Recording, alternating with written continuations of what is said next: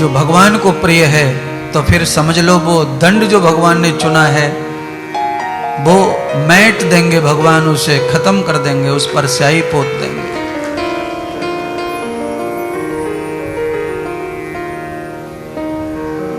तो समझाने के पीछे एक ही कहानी है, और उस कहानी का मतलब है कि हम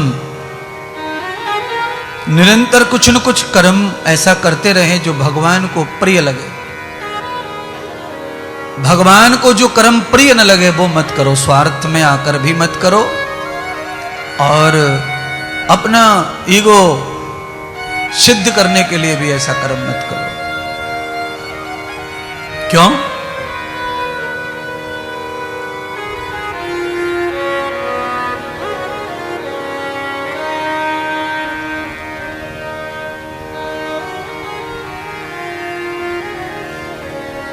एक महात्मा जी कह रहे थे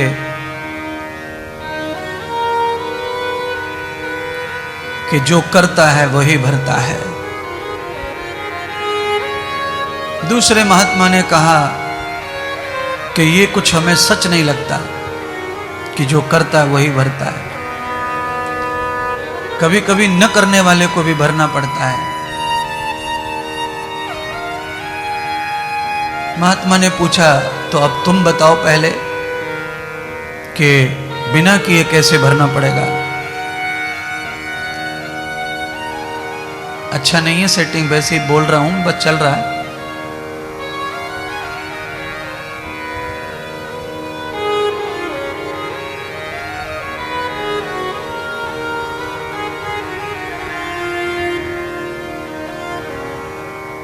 तो महात्मा ने उदाहरण के लिए, दृष्टांत के लिए समझाने का प्रयत्न किया।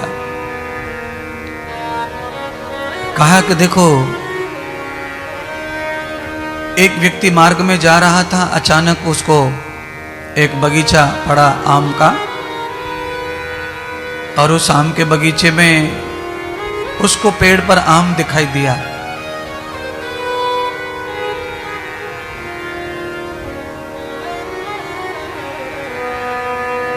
आम दिखाई दिया किसको? तो महात्मा ने कहा आंख को। आंख ने आम को देखा।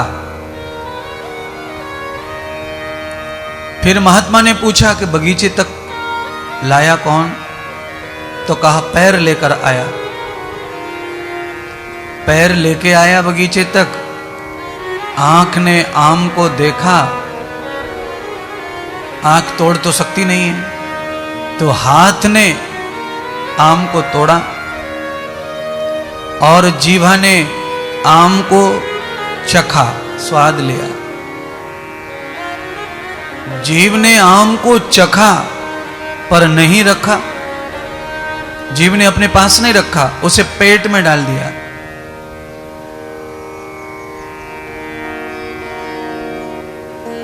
माली को पता चला किसी व्यक्ति ने आम तोड़ के खाया है, तो माली आया, उसने डंडा उठाया। जिसने आम खाया उसकी पीठ पर उसने डंडा बजाया। महात्मा ने कहा कि कभी कभी ऐसा होता है, जो नहीं करता वही भरता है। तो पीठ का इसमें कोई सहयोग नहीं है चोरी करने में। पीठ ने न आम को देखा, न तोड़ा, न खाया, न चल के पीठ आई। पैर चल के आए, आंखों ने देखा, हाथों ने तोड़ा, जीवा ने खाया, पेट में डाला, और दंड पीठ को मिला, पिटाई पीठ की हुई। तो महात्मा ने कहा, सही कह रहे भैया, जो लोग शामिल थे चोरी में वो तो बच गए, और पीठ बिना मतलब पिटी। तो फिर कर्म का जो फल है, जैसा करना वैसा भरना, ये तो झूठ हो जाएगा। महात्मा ने कहा बिल्कुल, ये तो झूठ हो गया। तब महात्मा ने कहा नहीं, ये झूठ नहीं हुआ, जो करेगा सो भरेगा, यही सच है। यहां तुम्हें ये दिखाई जरूर दे रहा है कि पीठ पिटी है, पर पीठ पिटने के बाद जब दर्द हुआ तो रोया कौन? जिसने आम को सबसे पहले देखा, आंसू उसी आंख को आया, रोया। कौन? आंख। डंडे पीठ में पड़े हैं पर आंसू तो आंख को निकले।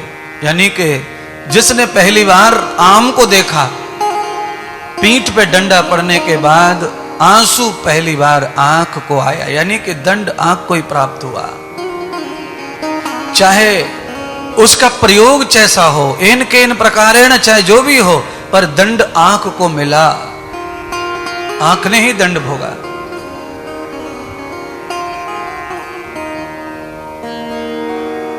इसलिए कोई कर्म संसार का हम करें, कोई और भोगे, ये कभी नहीं होगा। थोड़ी देर के लिए ऐसा लगता है कि देखो बाप ने कर्म किया, बेटे भोग रहे हैं। कई घरों में ऐसा लगता है। किसी किसी का पिता क्या करता है, वो इतना पीना, इतना जुआ खेलता है कि वो खेत, घर, कुआं सब बेच डालता है। 2-3 बेटियां, बच्चे सब रोते बिलखते रह जाते, उनके पास कुछ नहीं बचता। तो गांव वाले कहते हैं देखो बाप की करनी का फल बच्चे भोग रहे हैं, बाप ने सब खत्म कर दिया, बच्चे बेचारे दुखी हैं, फलाना है ढिकाना है। पर देखने में ऐसा लगता है, पर बच्चों का अपना भाग्य है। अगर बच्चों का भाग्य उत्तम होता तो ऐसा पिता उन्हें प्राप्त नहीं होता। बच्चों का ही दुर्भाग्य है। पिता के तो हिस्से में जो था उसने कर दिया, बच्चों के लिए करने के लिए कुछ है तो केवल मेहनत पुरुषार्थ है। पर पिता ने बच्चों का नुकसान नहीं किया है, पिता ने अपना ही नुकसान किया है, सर्वनाश किया है। बच्चे खड़े हो भी सकते हैं, पर यह पिता कभी खड़ा नहीं हो पाएगा, नहीं सुधरेगा तो। इसीलिए देखने में लगता है ऐसा कि पिता की वजह से परिवार खत्म हो गया, घर में कुछ नहीं बचा। पर उस गरीबी में सारे परिवार का भाग्य जुड़ा हुआ है, यानी सबका ही भाग्य जुड़ा है। सब दरिद्र नारायण हैं, सभी दुर्भागी हैं। उनमें से कोई एक भाग्यवान होता तो घर बच सकता था, खेत बच सकता था, सब कुछ अच्छा हो सकता था। पर मैंने कहा ना आपको, अभी थोड़ी देर पहले समझाया कि जब भगवान अपना हाथ हटा लेते हैं तो फिर कोई भी पुण्य अपने आड़े नहीं आता बचाने के लिए।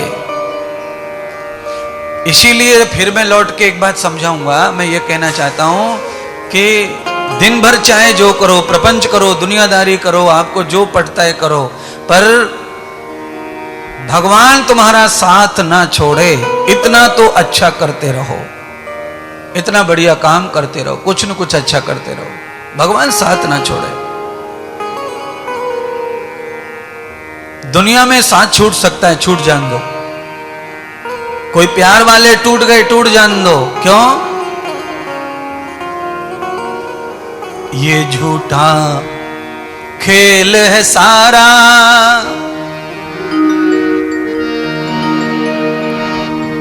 चाहे हार हो चाहे जीत हो, सारा खेल झूठा है। इसमें हार और जीत का कोई खुशी, कोई गम नहीं है। कभी कभी क्या आदमी बड़ा दुखी हो जाता है, जैसे कोई प्यार वाला, कोई ज्यादा चाहने वाला टूट जाए। ये खेल ही सब झूठा है। यहां 80% से ज्यादा लोग मतलबी, स्वार्थी हैं।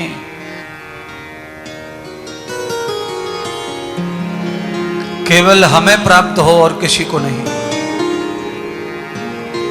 किसी का अधिकार नहीं है, किसी का नहीं, केवल मेरा अधिकार है। ऐसे भाव रखने वाले जो लोग हैं वो कभी भी उन्नति नहीं करते, उनका कभी विकास नहीं होता किसी भी प्रकार का। वो हमेशा आश्रित ही रहते भगवान दुनियादारी के। और जिनके भाव ऐसे हैं कि सबका हो, जिसको जो भी आनंद प्रिय हो, वो आनंद सबको प्राप्त हो।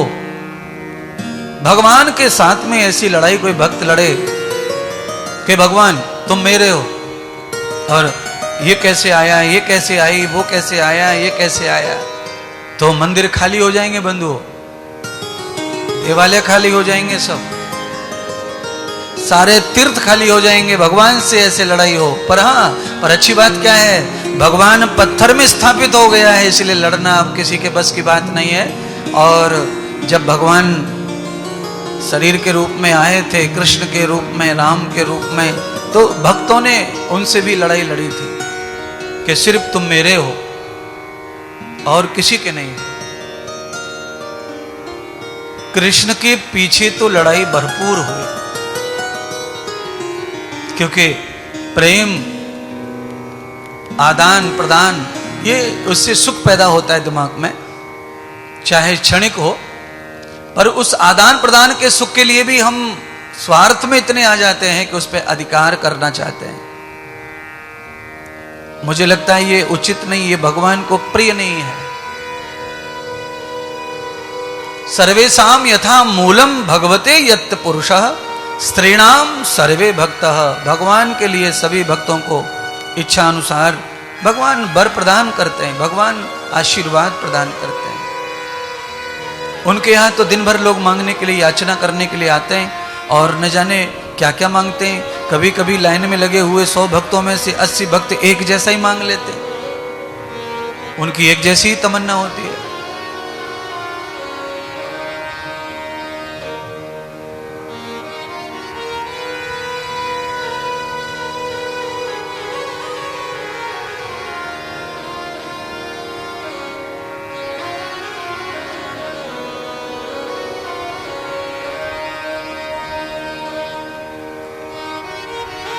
आज का जो दिन है वो बहुत ही हमारे लिए पावन और लकी दिन है, क्योंकि आज मुझे ऐसा लगता है कम से कम 10-20 करोड़ गणेश जो है आज कम से कम घरों में आए हैं, स्थापित हुए हैं। इससे ज्यादा पावन सनातन हिंदू के लिए कुछ नहीं होगा। इतने करोड़ों की संख्या में गणेश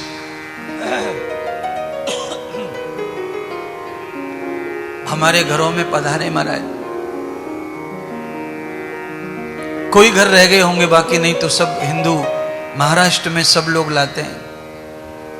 जो लोग अच्छे हैं, जो लोग अच्छे नहीं हैं, वो भी गणेश लाते हैं, भगवान को स्थापित करते हैं।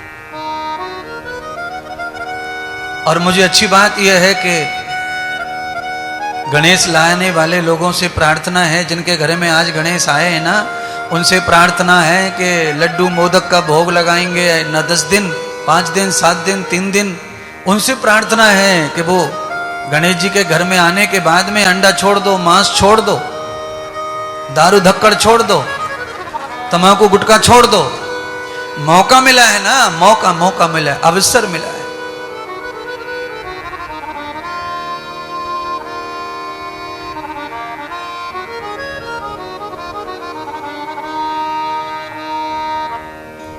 और मुझे लगता है ये मौका सबको शायद अभी भी नहीं मिला होगा। किसी किसी का घर वंचित रह गया होगा सेवा से।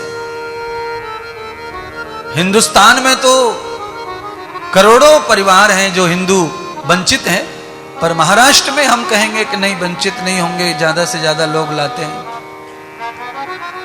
पर गणेश जी को मोदक चढ़ाने का मतलब है अंडा मांस छोड़ना। गणेश जी यही संदेश दे रहे हैं कि मैं मोदक खाता हूं तो मेरे भक्तों को भी मांस नहीं खाना, अंडा भक्षण नहीं करना चाहिए, दारू नहीं पीनी चाहिए, जुआ नहीं खेलना चाहिए और तंबाकू गुटखा नहीं खाना चाहिए।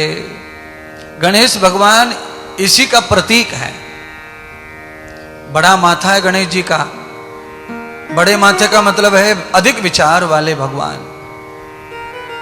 भगवान श्री गणेश के विचार जो हैं वो बहुत विराट हैं, बड़े हैं, अग्र हैं। इसीलिए भगवान गणेश अग्र पूजक हैं, अग्रगण्य हैं। अग्रदेवौ यथा पुरुषः। सारे पुरुषों में गणेश भगवान का स्थान ऊंचा है। क्यों ऊंचा है? क्योंकि भगवान गणेश की जो प्रतिमा है, मूर्ति है, उसके सभी एंगल जो हैं, आप जो भी देखेंगे वो एक संदेश दे रहे हैं। भगवान गणेश के जैसे मानो कान बड़े बड़े हैं और कानों का जो आकार है वो ऐसा है जैसे मानो सूप का आकार है। तो भगवान कानों से भी संदेश दे रहे हैं। वो ये कह रहे हैं ये कान बड़े इसलिए हैं कि इनमें छोटी बातों को मत सुनो, गंदी बातों को मत सुनो, किसी की भी हानि हो ऐसी बात मत सुनो, राष्ट्र का कल्याण हो, जगत का कल्याण हो, तुम्हारा कल्याण हो ऐसी बातों को सुनो। ये बड़े कान का मतलब बड़ी बात, ऊंची बात, श्रेष्ठ वचनों को सुनो। और कोई थोती बात, कोई गंदी बात कान में आ जाए तो उसे बड़े कानों से फटक दो, छांट दो, साफ कर दो।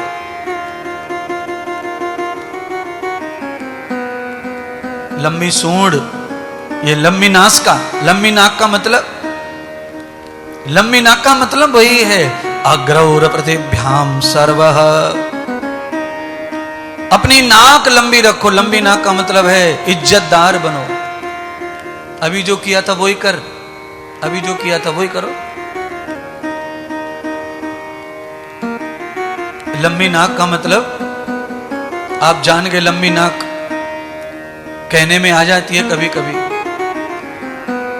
नहीं, अभी जो रोका था वो कंट्रोल किया था, क्या किया था वो।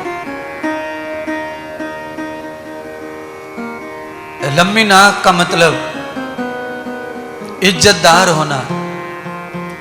नहीं नहीं,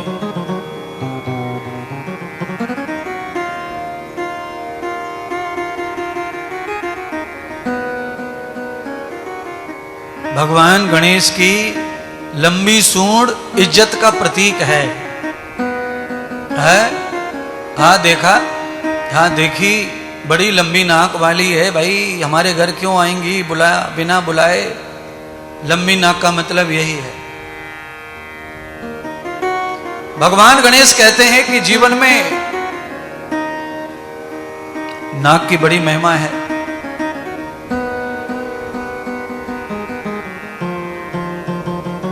बड़ा पेट है भगवान गणेश का। बड़े पेट का मतलब ये नहीं है कि भगवान गणेश बहुत ज्यादा खाने वाले हैं। भगवान गणेश जो है आहार बहुत कम लेते हैं, पर बड़े पेट का मतलब है हिरण्यम पहत्र गृहताम सर्वः। जगह पड़ने पर, जरूरत पड़ने पर सभी को अपने उदर में दामोदर धर ले। प्रलय के बाद धारण करते ही भगवान सबको, पर गणेश भगवान का पेट इसी बात का प्रतीक है कि उसमें सब समाये हुए हैं। 3 लोक 14 भवन भगवान के गर्भ में है, पेट में। और भगवान गणेश का जितना बड़ा पेट दिखाया जाता है, बताया गया है मूर्तियों में, उतना पेट जो है गर्भवती महिला का हो जाता है 9वें महीने में। वो दिखता है अलग से, गणेश जी का पेट अलग से दिखता है। उसका प्रतीक वही है, सगृहीतो सर्वम, मैं सबको धारण करता हूं, मैं सबको अपने अंदर रखता हूं। और मुझे लगता है कि उनके जो भक्त हैं उनको भी इतनी जगह अंदर रखनी चाहिए कि उसमें और भी आ जाएं। पर ये जमाना बड़ा चालाक है, और मतलब ये है अपने परिवार के अलावा दूसरे को अंदर धरना नहीं चाहता। अपने बच्चे और अपना काम भला, ज्यादातर लोग ऐसा बोलते भी हैं, भाई हमें दुनियादारी से कुछ लेना देना नहीं है, बस हमारा परिवार भला, हम भले, इतना बस ठीक है, दुनियादारी कुछ अच्छी नहीं है। अब बिल्कुल अच्छी नहीं है, पर ये 4 लोगों से भी तुम्हारी जिंदगी नहीं चलेगी। तुम्हें रोटी खानी है, पानी पीना है, तुम्हें लाइट लेनी है, बल्ब जलाना है, टीवी चलाना है, फ्रिज चलाना है, तो फिर तुम्हारे बच्चों से काम नहीं चलेगा। काम चलेगा वहां से जहां से बिजली बनती है, वहां मजदूर काम करते हैं। जहां से बिजली सप्लाई होती है वहां मजदूर काम करते हैं। जो तुम्हारे बगल में पावर हाउस है वहां मजदूर काम करते हैं। अगर घर में फ्रिज चलाना है तो तुम्हें उन सब से भी मतलब रखना पड़ेगा, अर्थात वो भी तुम्हारे हैं ये मानना पड़ेगा।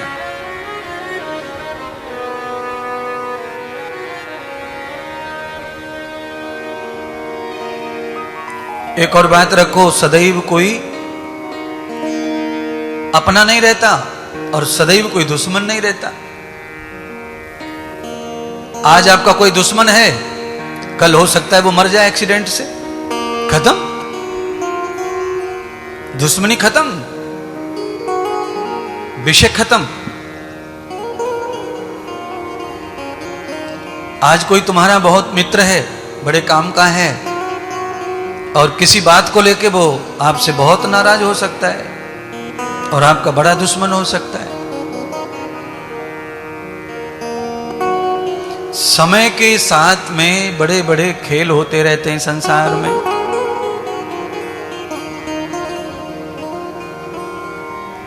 निश्चित रूप से हमेशा के लिए कोई किसी का नहीं है, ये बताने के लिए मुझे आपके साथ इतनी चर्चा करनी पड़ी है।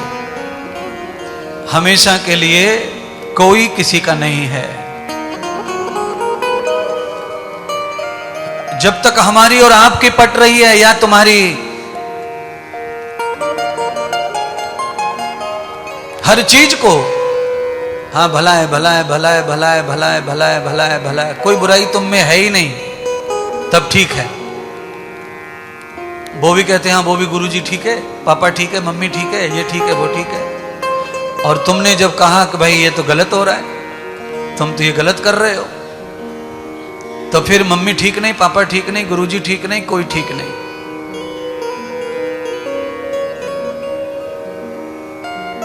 और ये केवल आप अपनी पत्नी को देखकर बोल के देखो, पति को बोल के देखो, बच्चे को बोल के देखो, आपको पता चलेगा कि वो कितना रिएक्शन करते हैं और कितना तुमसे नाराज होते हैं।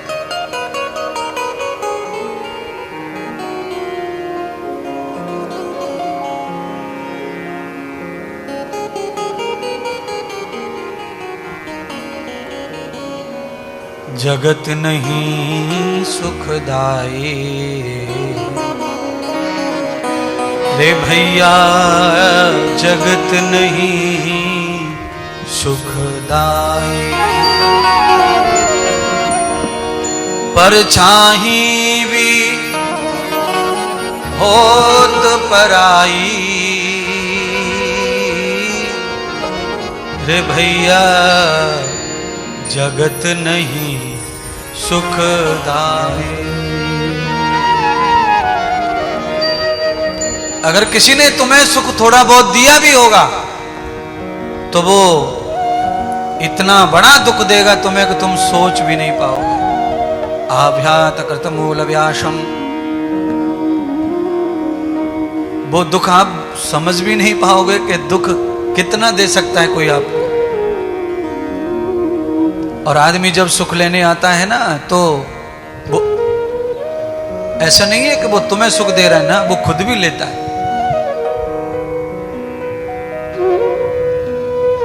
पर जब पाप आड़े आ जाते हैं, बुराई आड़े आ जाती है, स्वार्थ आड़े आ जाता है, तो आदमी सब भूल जाता है कि मैंने कौन कौन से शब्द कहे, कौन कौन से बात कही। उन बातों का कोई मूल्य नहीं रहता जब उसकी बुद्धि खराब होती है। तो शुरू शुरू में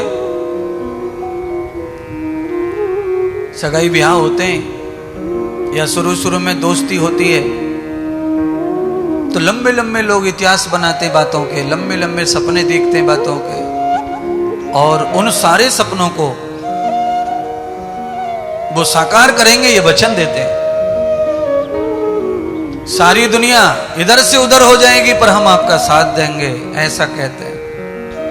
हम घर छोड़ देंगे, घर वालों को छोड़ देंगे, सब छोड़ देंगे, पर तुम्हें नहीं छोड़ेंगे। और आगे चल के वही मित्र, वही प्रेमी एक दूसरे को छोड़ देते हैं और एक दूसरे को फंसा देते हैं, एक दूसरे को बर्बाद कर देते हैं। जगत नहीं सुखदाई रे भाई, परछाई होत पराई। स्वार्थ जहां नहीं है वहां साथ है, और जहां स्वार्थ है वहां साथ नहीं हो सकता। वो केवल और केवल झूठ पे चल रहा है सब। जहां स्वार्थ आएगा वहां साथ नहीं आएगा, साथ नहीं मिलेगा वहां से। और जहां स्वार्थ नहीं है वो साथ छोड़ेगा नहीं। क्यों? विरक्तम विरक्तम न कर्म भूषणम, रक्तम प्रवर्तते युक्तः युक्तम नवेदितम सर्वे जाता स्मृते सुरते।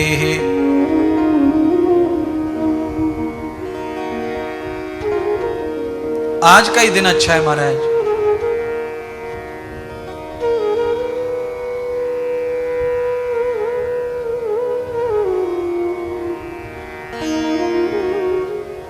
आज खुशियां मनाओ रे, गौरी के लाला आज घर आए।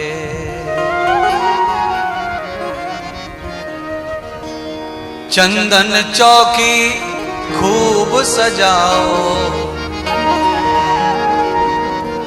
चंदन चौकी खूब सजाओ।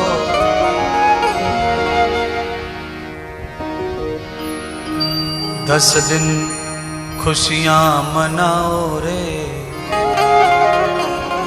गौरी के लाला आज घर आए।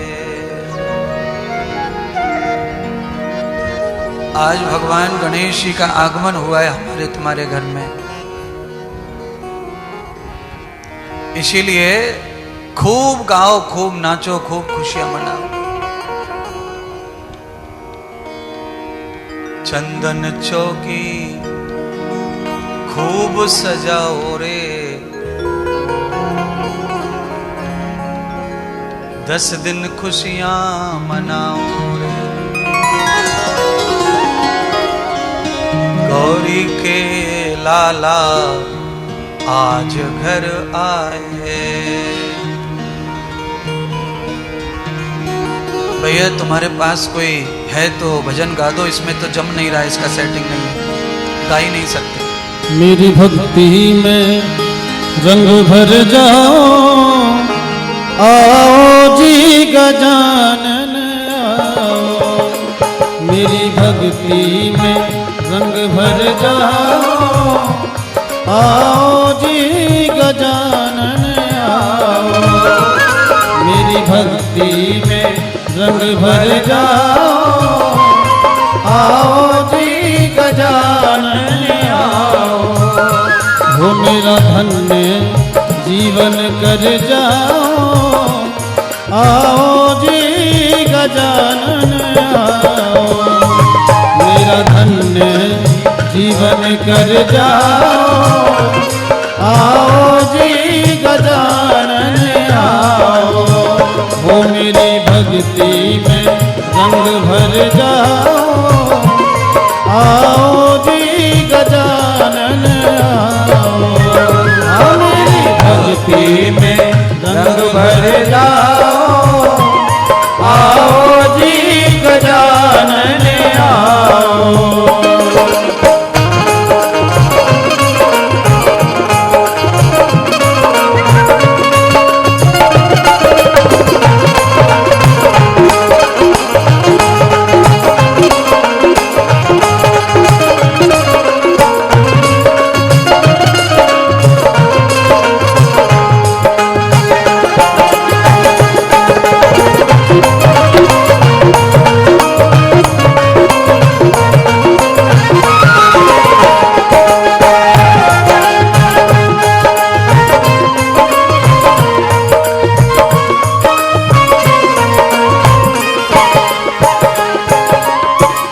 पार्वती के पुत्र गजानन, पार्वती के पुत्र गजानन, पुत्र गजानन प्यारे पुत्र गजानन, पुत्र गजानन प्यारे पुत्र गजानन। प्रभु शंकर के हो प्रभु शंकर के मन को भाओ, आओ जी गजानन आओ।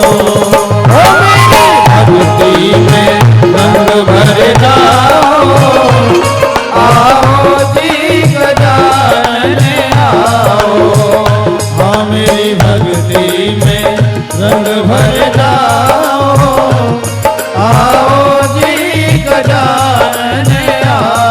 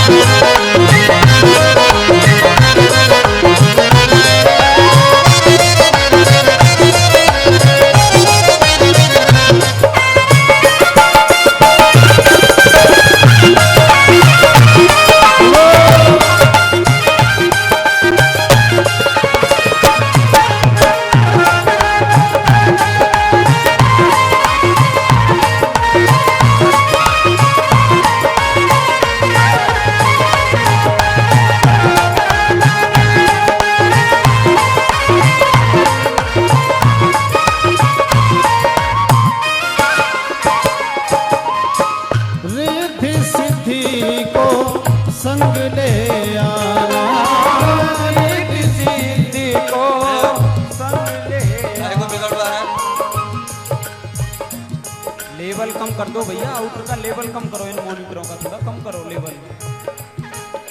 और सिद्धि को संग ले आना, सिद्धि को संग ले आना, हो संग ले आना गो संग ले आना, संग ले आना प्रभु संग ले आना। एक बार हो एक बार दरस दिखलाओ, आओ जी गजानन आओ। एक बार दरस दिखलाओ, आओ जी गजानन आओ। हो मेरी भक्ति में रंग भर जाओ, आओ जी गजानन आओ। मेरी भक्ति में रंग भर जाओ, आओ जी गजानन आओ।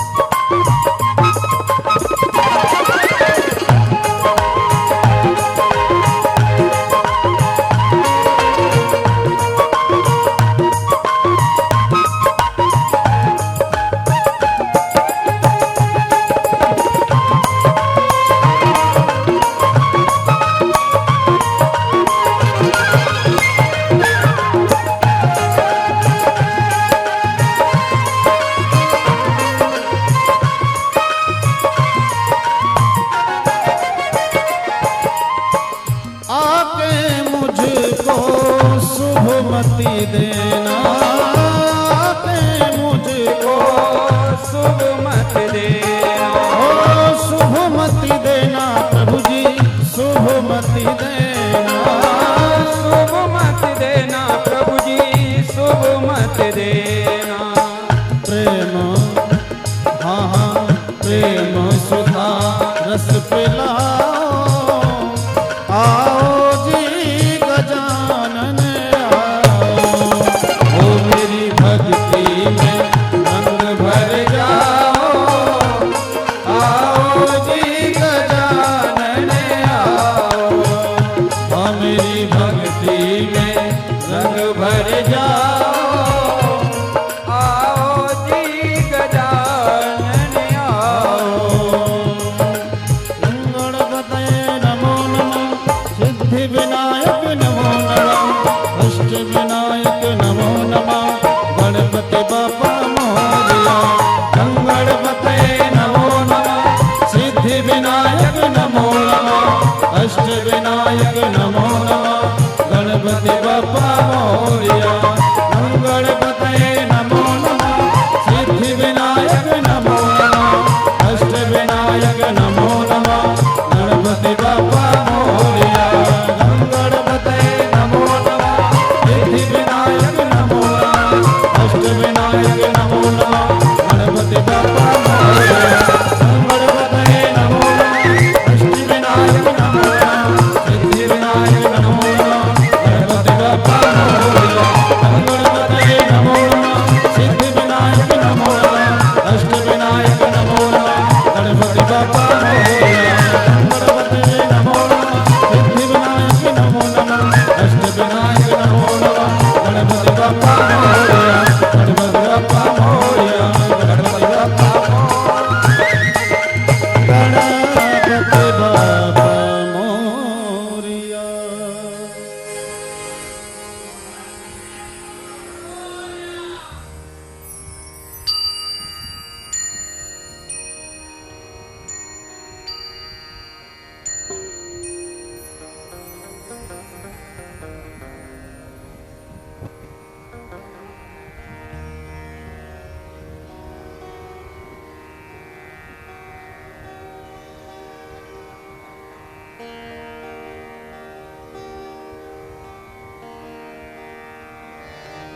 श्री गणेशाय नमः।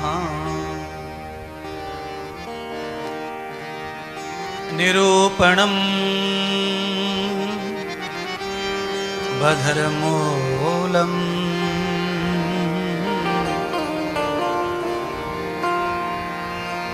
कथितं वाच प्रभरयशो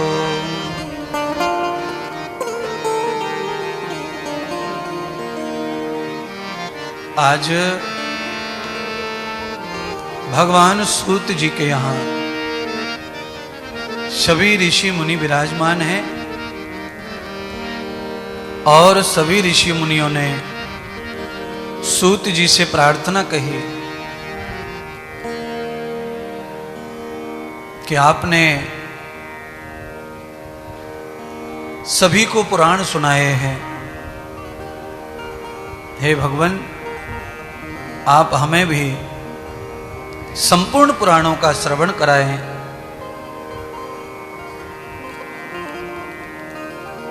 और संपूर्ण पुराणों में कौन सा पुराण है जो प्रथम पुराण है, हम प्रथम पुराण से लेकर समस्त पुराणों को सुनना चाहते हैं। तो भगवान सूत जी ने 18 पुराणों में प्रथम पुराण के रूप में गणेश पुराण का ही नाम लिया। भगवान गणेश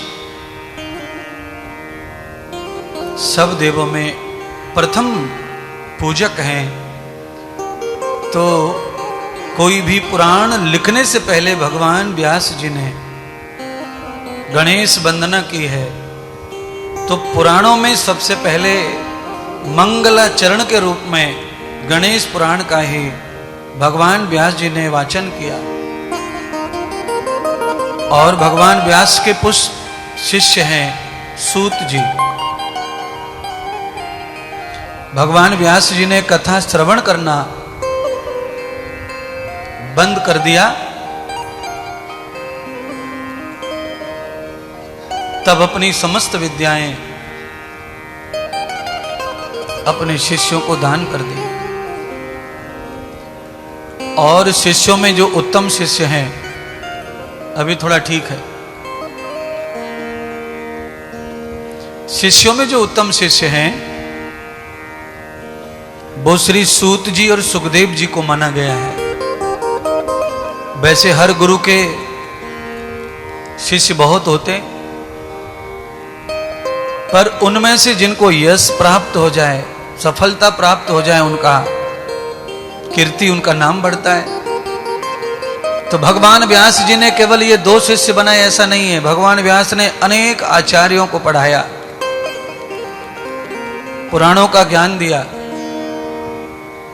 क्योंकि सुखदेव जी को समाधि से वापस लाने के लिए जिन ब्राह्मण आचार्यों को पढ़ाकर भेजा, भागवत का 10वां स्कंद, वो भी शिष्य ही है व्यास जी के। पर सुखदेव जी को वापस लाने का यश उन्हें प्राप्त हुआ, पर भागवत जी का यश नहीं मिला उनको। भागवत का यश सुखदेव जी को प्राप्त हुआ। ऐसे करोड़ों, करोड़ कह सकता हूं, 1 करोड़ कथावाचक होंगे कम से कम भारत में, पर यश नहीं प्राप्त हो रहा, सबको कीर्ति नहीं मिल रही है और नहीं मिलेगी। करोड़ों लोग किसानी करते हैं, किसानी में सबको सफलता नहीं है। करोड़ों लोग जो है तैयारियां करते हैं कंपटीशन की, सभी लोग नौकरी नहीं लगते। ऐसे ही भगवान व्यास जी के जो परम शिष्य हैं सूत जी, उनको संपूर्ण पुराणों को सुनाने का यश प्राप्त हुआ, जो सुखदेव जी को भी नहीं था। आपने कभी कोई कथा भागवत के अलावा ऐसी नहीं सुनी होगी जिसे सुखदेव जी ने किसी को सुनाया हो। सुखदेव जी को केवल भागवत का यश प्राप्त है और सूत जी को संपूर्ण पुराणों का वरदान, यश, आशीर्वाद प्राप्त है। इसीलिए तो 88,000 ऋषि संपूर्ण गुरु महात्मा संतों का द्वार देख आए और 3 भवन 14 लोक की यात्रा कर आए, पर कहीं संतोष नहीं मिला। और आज उसी संतोष को पाने के लिए उन्होंने किसी से सुना कि वो महात्मा हैं सूत जी नाम के, उनके पास जाओ। और वो पुराण वक्ता हैं, उनके यहां जो भी पहुंचा, जिन्होंने भी वचन सुना, पुराण सुना, उनको भक्ति प्राप्त हुई है, उन्हें ध्यान प्राप्त हुआ है, उन्हें मुक्ति प्राप्त हुई है, उन्हें भक्ति प्राप्त हुई है, उन्हें ज्ञान प्राप्त हुआ है, उन्हें समस्त दुखों से, क्लेशों से आजादी प्राप्त हुई है। वही महात्मा ऐसे हैं जो अपने वचन से ही सबका कल्याण कर देते हैं। महात्मा अलग अलग प्रकार के होते हैं महाराज। कुछ महात्मा झाड़ू मारते हैं, कुछ झाड़ू मारते हैं, कुछ पोंछा मारते हैं पीठ पे, कुछ ताबीज बनाते हैं, कुछ धागा बांधते हैं, कुछ राख फेंकते हैं, कुछ रोली फेंकते हैं। पर भगवान सूत जी कुछ नहीं फेंकते। वो क्या फेंकते हैं?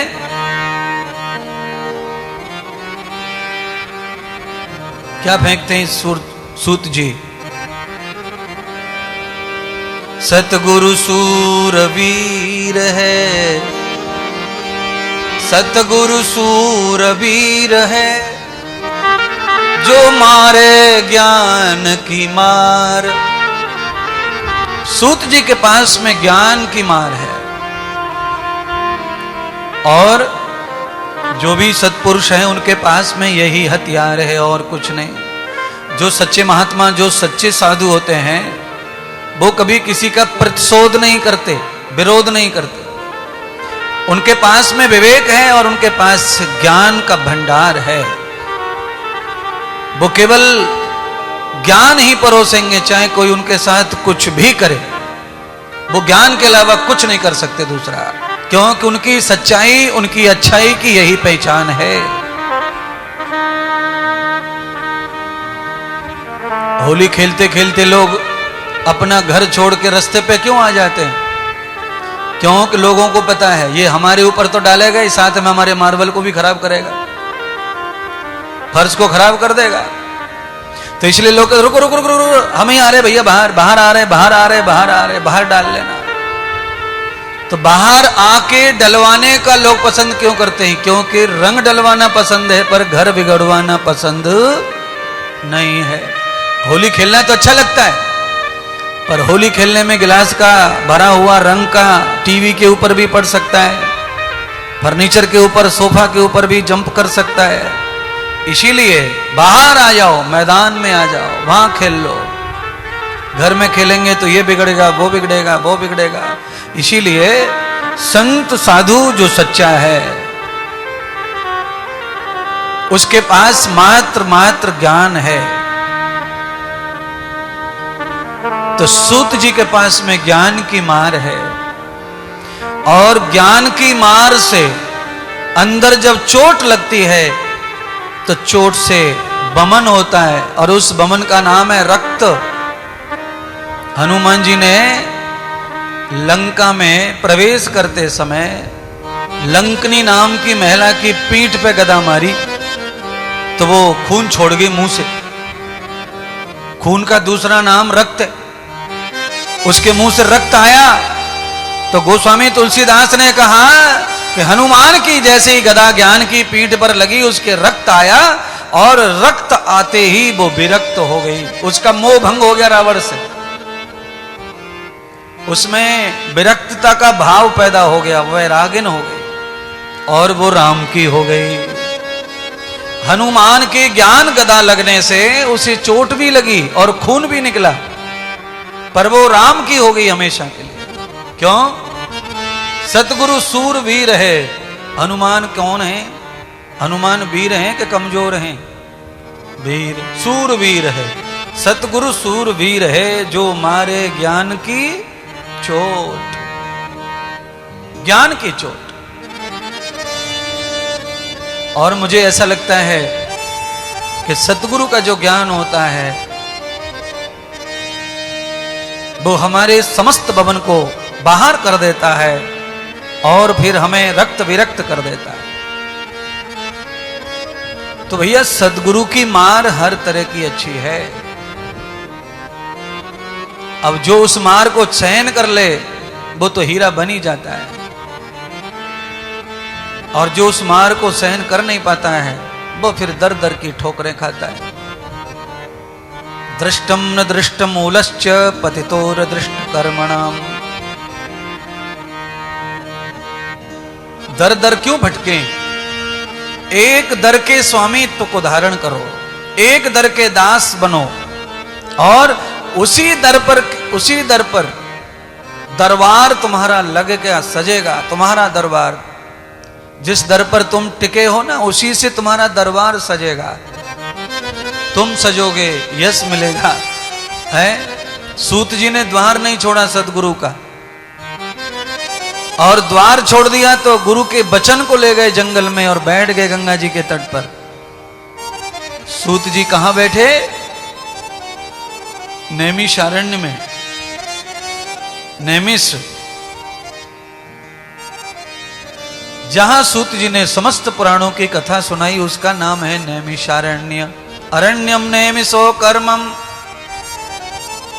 और इस समय आप जहां बैठे हो, कथा सुन रहे हो, ये भी नैमिषारण्य ही है।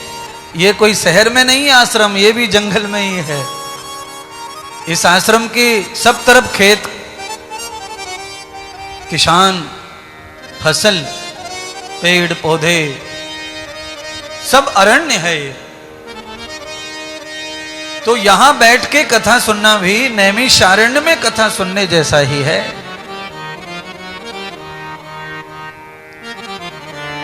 भगवान की कृपा से शहर में भी आश्रम हो गया, मतलब तीर्थ में, वृंदावन में। वहां कथा सुनो तो वहां का अलग प्रताप है, वहां का अलग पुण्य है, वहां का पुण्य अलग माना गया है।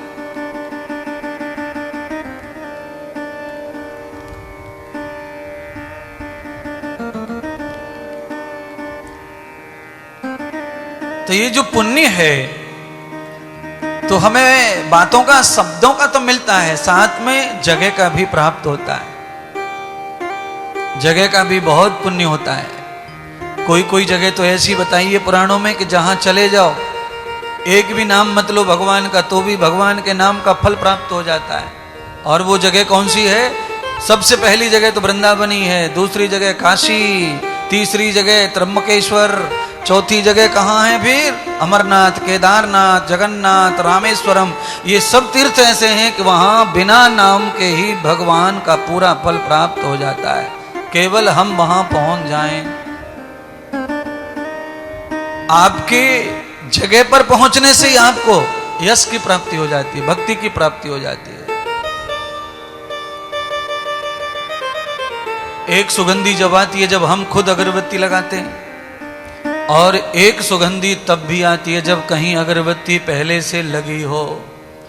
तो ये जो तीर्थ हैं, ये सारे तीर्थ ऐसे हैं जहां पहले से ही अगरबत्ती यानी खुशबू है, पुण्य है, प्रताप है, तेज है, वहां शक्ति है।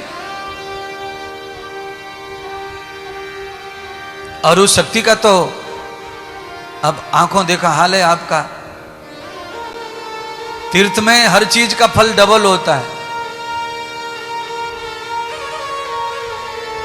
आप अच्छा करेंगे उसका भी फल कई गुना आ जाएगा, कुछ बुरा करेंगे उसका भी फल आपको ज्यादा मिलेगा।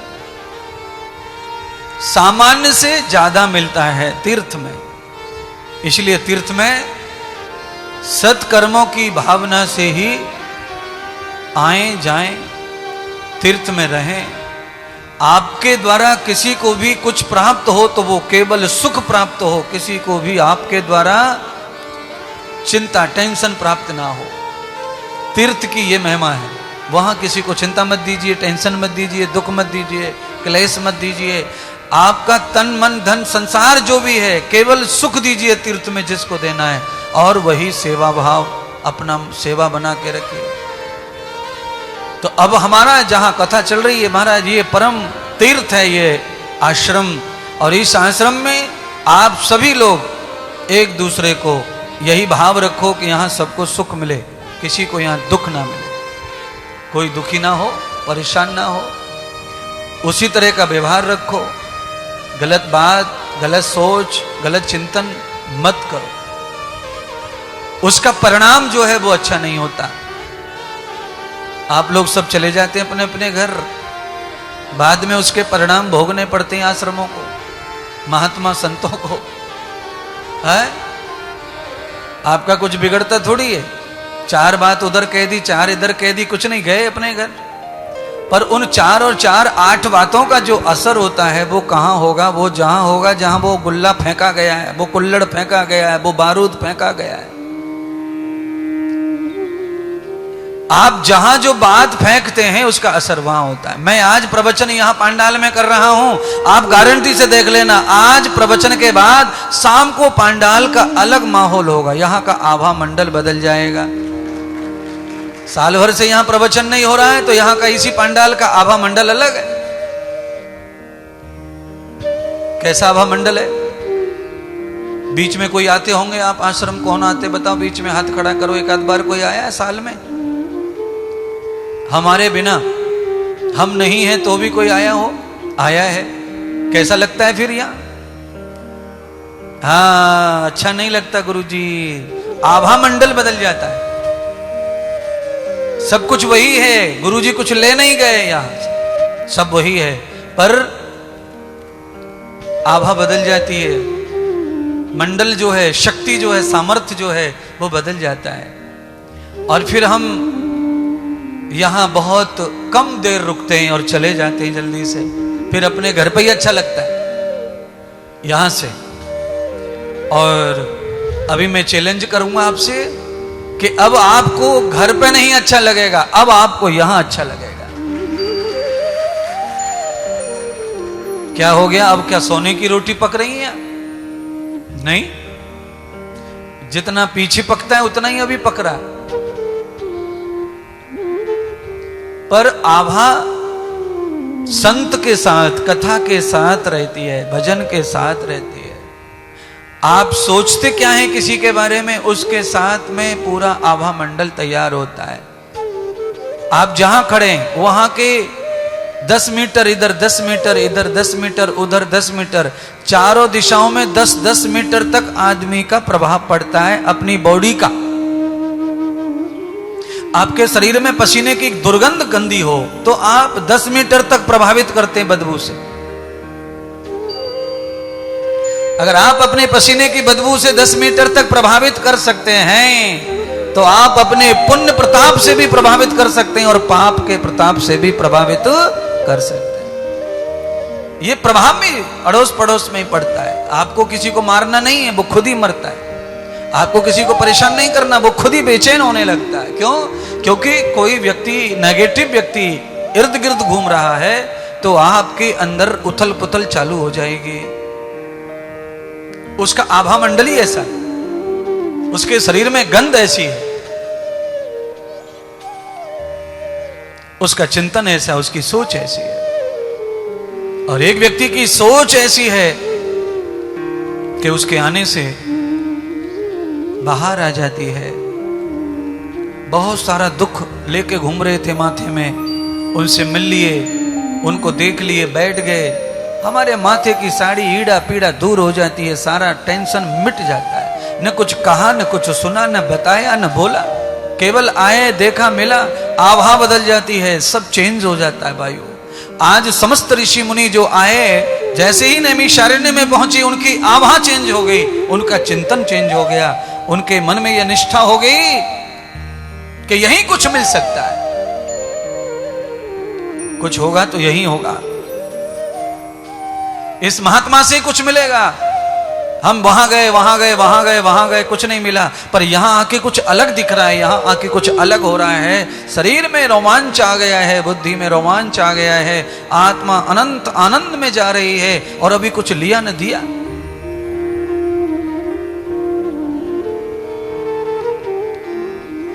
तो भैया आदमी का बड़ा प्रभाव है और आदमी के साथ में होने वाले जो कर्म है, अनुष्ठान है, उनका भी बड़ा प्रभाव।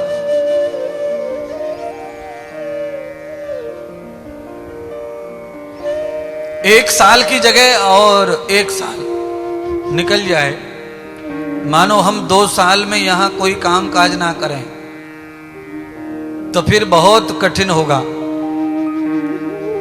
रौनक को बचाए रखना, फिर मुश्किल होगी कि रौनक बचे। क्यों? किसी भी रौनक को, किसी भी चमक और आकर्षण को बचाने के लिए उनके सहयोगी लोग भी सब अच्छे होने चाहिए। आप जानते हैं पति पत्नी दोनों के विचार नहीं मिले तो घर में क्या आफत आ जाती है।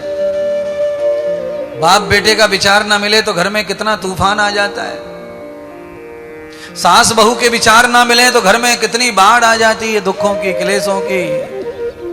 और ये इतना बड़ा प्रपंच, इतना बड़ा परिवार होता है 10, 20, 50 लोगों का, उसमें फिर क्या होगा। 4 लोगों का परिवार, इतनी परेशानियां। और यहां हजारों लाखों का परिवार, तो परेशानी कुछ यहां भी होंगी, पर यहां कुछ परेशानियां, आपके यहां बहुत परेशानियां। उन कुछ परेशानियों को भी और बहुत परेशानियों को भी मिटाने के लिए मात्र और मात्र कोई है देवता, तो वो केवल भगवान गणेश हैं। उनकी शरणागति हम हो जाएं। और भैया ये धन्यवाद भगवान दो हमारे आयोजक लोगों को, जिन्होंने थोड़ा हमारा सहयोग किया, जिससे हम भी हिम्मत कर पाए कथा करने की। और आज उनकी वजह से लाखों करोड़ों लोगों को गणेश पुराण का आनंद प्राप्त हो रहा है, घर बैठे सत्संग टीवी के माध्यम से। करोड़ों लोग कथा से जुड़े हुए, करोड़ों लोग, और करोड़ करोड़ लोगों को लाभ प्राप्त हो रहा है, आनंद प्राप्त हो रहा है।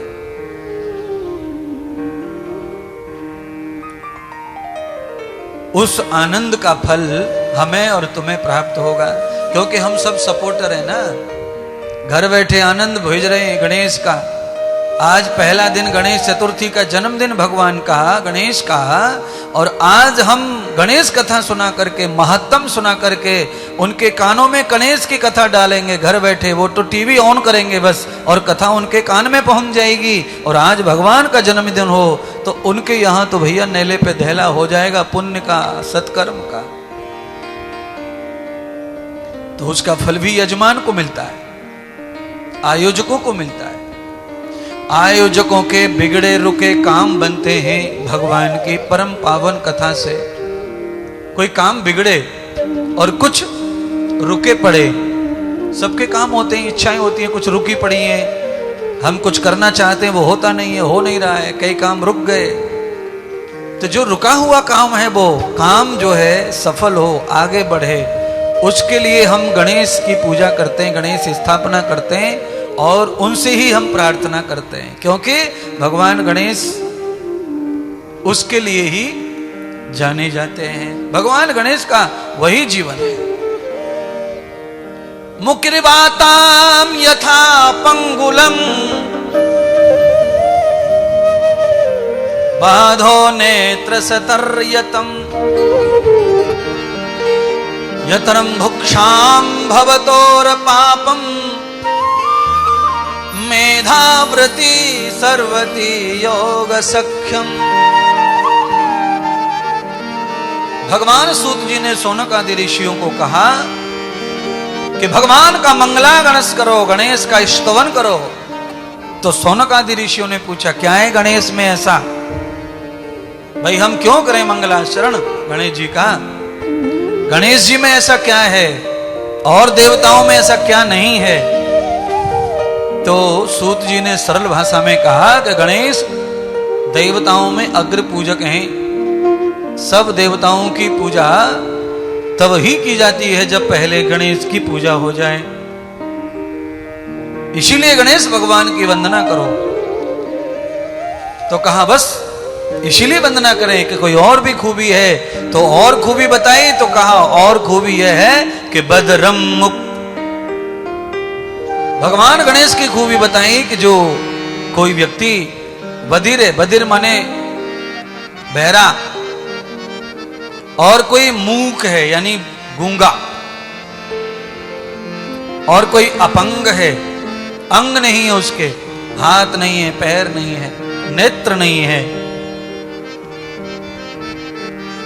ऐसे व्यक्ति को भी शरीर देने का काम भगवान कर सकते हैं गणेश महाराज। मान लीजिए किसी के पैर चले गए, है नहीं, तो भगवान गणेश उसके पैर ला सकते हैं। अब कोई कहे महाराज 20 साल से नहीं है मेरे पैर, कैसे ठीक होंगे, डॉक्टर फेल हो गए, सब फेल हो गए। तो भाई भगवान डॉक्टर फेल हो गए, गणेश नहीं फेल होंगे।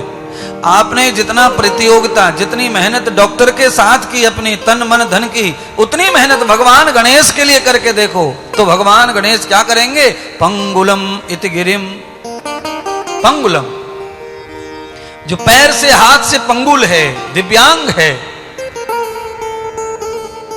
आंखों से, मुंह से, कान से, तो ये तो श्लोक में मैंने बताया ही, पर गणेश जी की आरती जब हिंदी में गाते हैं तो उसमें तो आरती में ही आता है, अंधे को आंख देत कोड़िन को काया, तो आरती में भी वो लिखा हुआ है। और मैंने आरती को न गा करके मैंने श्लोक बताया आपको। भगवान गणेश की महिमा क्या ज्यादा है, क्यों पूजें भगवान गणेश को, स्थापना उनकी क्यों करें? तो सब देवों में, ब्रह्मा विष्णु और महेश में भी अपंग को ठीक करने वाली जो कला है वो नहीं है। भगवान गणेश में ये कला बताई है कि जो चल नहीं सकता, जो बोल नहीं सकता, वो बोलने लग जाता है।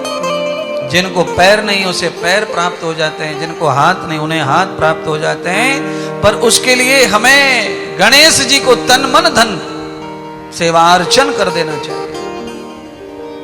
महाराज किसी आदमी के पैर में चोट लग जाए, हड्डी वड्डी टूट जाए रीढ़ की, तो पैर चले जाते हमेशा, फिर वो कभी सहारा नहीं लेते, ताकत नहीं पकड़ते। तो हम 4, 6, 10 महीने डॉक्टर के यहां पड़े रहते हैं, अलग अलग प्रकार का इलाज कराते रहते हैं, फिर भी ठीक नहीं होता। तो भगवान श्री गणेश जी का जो भजन है, पूजन है, अर्चन है, कथन श्रवण है, भगवान की जो स्थापना है, उनका जो भी मंत्र दीक्षा है, उनकी मंत्र पूजा है, मंत्र ध्यान है, ऐसे श्लोक लिखे कि अंग से भी आदमी जो है स्वस्थ हो जाता है, अंग भी उसके परमानंद हो जाते हैं।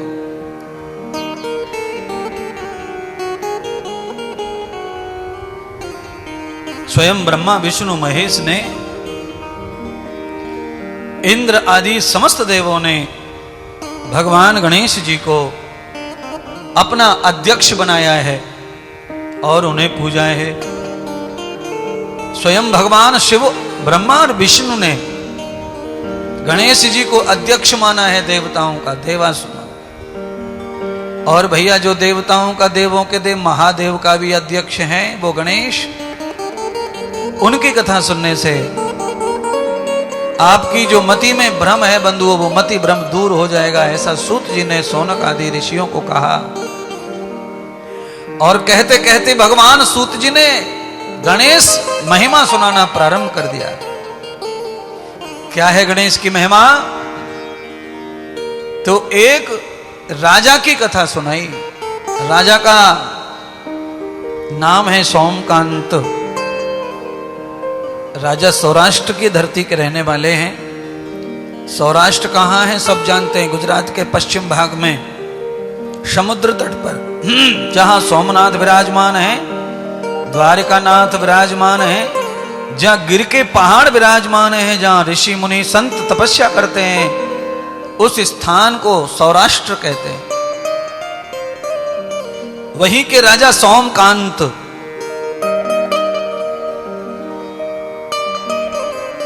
शौनक आदि को समझाते हैं कि हे राजन, राजा सोमकांत महाधर्मात्मा, दानी, पुण्यात्मा,